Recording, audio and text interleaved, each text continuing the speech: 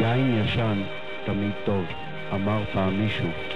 שמוליק, חבר קיבוץ נירים, מעריך דברים ישנים כבר מגיל צעיר.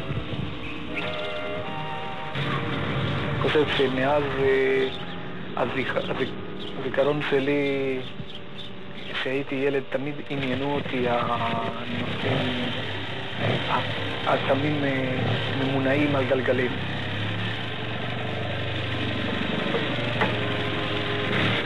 תמיד משך אותי להסתכל על מכוניות ועל אופנועים ועל טרקטורים ועל דברים שזזים, ואספתי כאלה בתור צעצועים.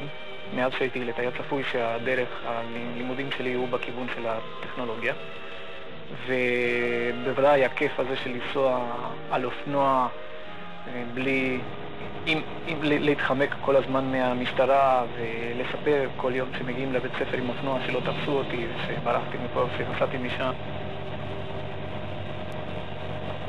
בשלב יותר מאוחר, שכבר יכולתי לנסוע על מכונית, אז הניסיון הראשון שלי על מכונית, מכרתי את אופנוע והחלפתי, ממש החלפתי, כי קניתי מכונית דגם 1947. החלפתי אותה באופנוע ממש, מוריס 10. ואותה מכונית היא הייתה אצלי איזה 4 חודשים, עד שהשתכנעתי שזה לא בדיוק הדרך שלי. אני אהבתי יותר ומשך אותי יותר נסיעה על 2 גלגלים.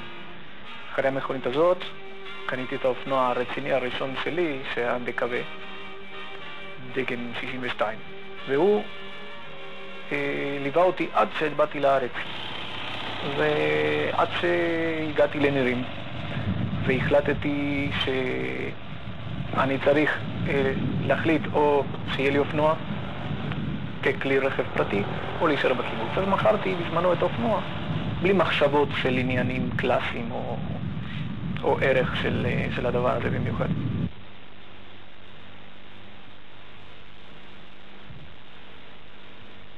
התשוקה לעסוק בנושא עדיין בערה בקרביו של שמוליק, עד שיום אחד פגש שמוליק במועדון האופנועים הקלאסיים בישראל.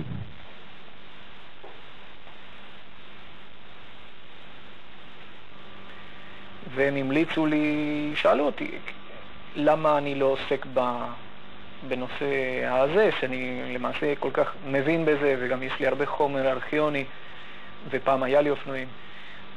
אז תפס אותי העסק הזה בתור התחלה, והתחלתי לברר איפה נמצא אופנועים ישנים.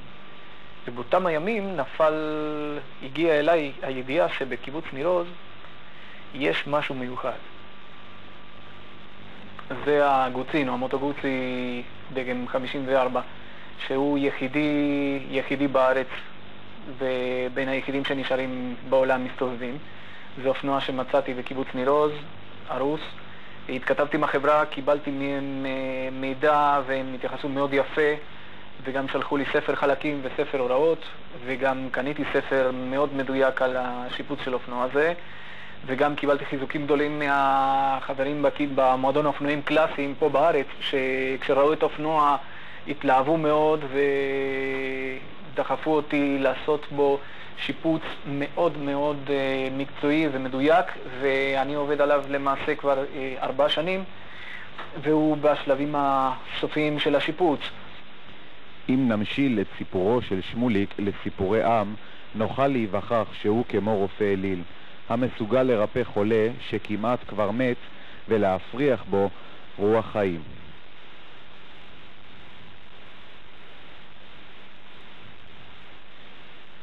אני מציג דבר שהוא נראה גרוטה, חלוד, מקורקע, מונח באיזה פינה, מחלץ אותו מהמקום, מנקה אותו, ואז אני מגלה בדיוק מה יש לי.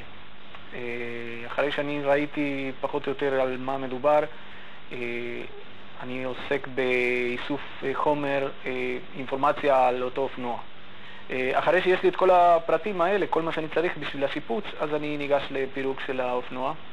מרכיבים את השלדה בהתחלה רק על גלגלים, ומתאימים את כל החלקים שבסוף ירכיבו את האופנוע. ברגע שהאופנוע מורכב על הגלגלים ומונח והכל פועל מבחינת השלדה, אז מלבישים את המנוע על השלדה ובודקים גם את האטימה של המנוע על השלדה.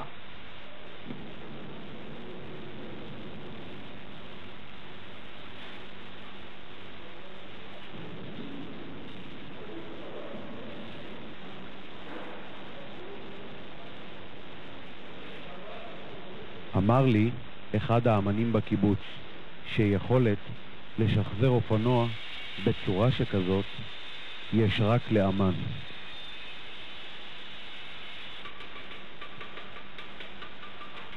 אולי יש בזה קצת אומנות. אם לוקחים למשל מכל דלק או פחים באזורים האלה בצד, החלק הזה היה די חבוט ומעוך, אני יכולתי איכשהו לצבוע עליו ולא להתייחס אליו יותר מזה. ממילא מרחוק לא יראו. לטפל בו ולהחזיר אותו בדיוק לקווים המקוריים שלו ולשמור על כל פרט, חוץ מהאחורים האלה שרואים כאן, זה פשוט פה ילך שלט שצריך לקנות בחוץ לארץ. צריך לייחס לזה קצת מעבר לתיקון של פחח. לשאלה מי מממן את התחביב הזה, ענה לי שמוליק. מי משלם את זה? אני משלם את הכל מכיסי.